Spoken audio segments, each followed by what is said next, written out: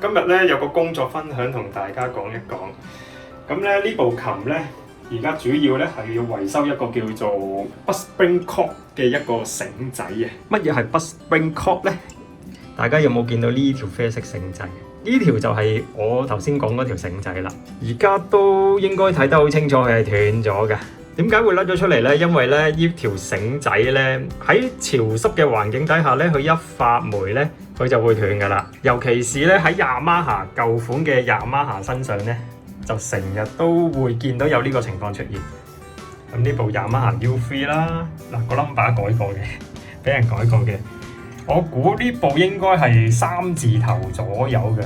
佢而家嗰度580萬字頭咧，就即刻後生咗幾十年。部琴又可以賣貴幾萬蚊啦。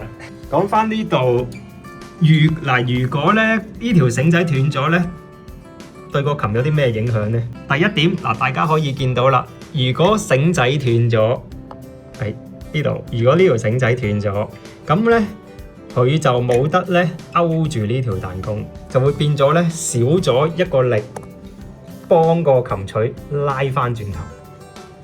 個繩仔其實係輔助個琴錘去拉翻去翻轉頭用嘅。咁喺你輕力彈嘅時候咧，你就會發覺咧個錘仔咧輕力鬆手嘅時候咧，會衝一衝向前，衝一衝向前先至翻轉頭。其次你會覺得彈起嚟咧會好似好輕，同埋嗰個連彈咧會有少少遲鈍嘅。另一個問題咧就係呢條彈弓咧而家係彈咗出嚟，佢彈咗出嚟咧，佢可能咧喺個琴錘喐嘅時候咧撞到前面呢個 damper， 會有呢個機會。咁咧你就一路彈，佢就一路撞一路刮，就會出現一啲滴滴答答咁嘅聲嘅。有陣時如果一個唔好彩咧，甚至咧會勾住咗前面呢個 damper 彈弓，會咁樣勾住咗，咁成個琴錘咧就喐唔到添噶啦。另一個問題咧就係咧，嗰個彈弓撞到前面個 damper 撞得多咧，佢就會成個咁樣攣咗嘅。要維修呢條繩仔好簡單啫，換個條就得噶啦。咁咧呢度咧全部啲繩仔我已經 cut 好晒噶啦，全部都啱 size， 大概46mm 長左右啦。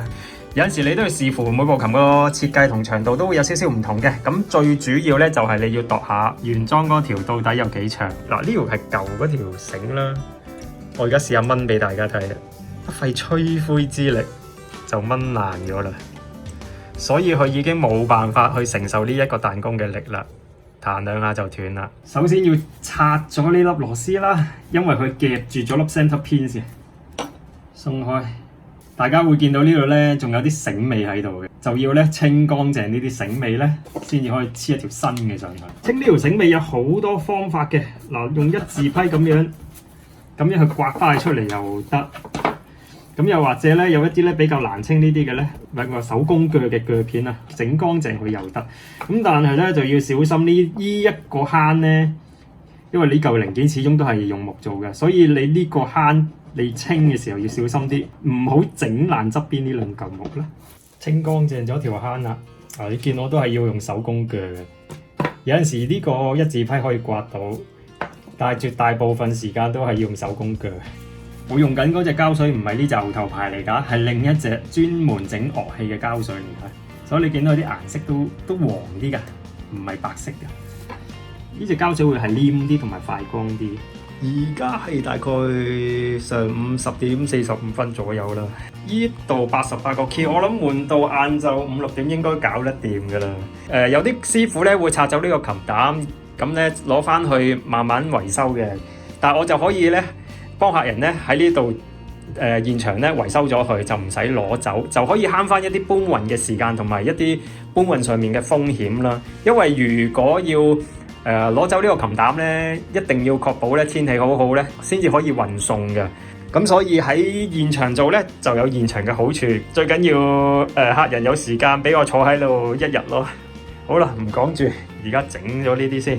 好啦，咁我就而家要安翻1號錘上去先，因為咧我要攞翻個2號錘落嚟，再幫佢維修。咁啊，安翻佢啦。呢個我哋一開始第一個已經整好咗嘅繩仔啦。咁而家佢膠水差唔多乾啦，咁但係通常冇咁快嘅，最好咧就等一晚，第二日先至好彈。而家我哋假設佢咧都係乾一半嘅啫，就唔好咁衝動走去掹佢，如果唔係又甩出嚟就麻煩啦。鋪翻個彈弓落去啦。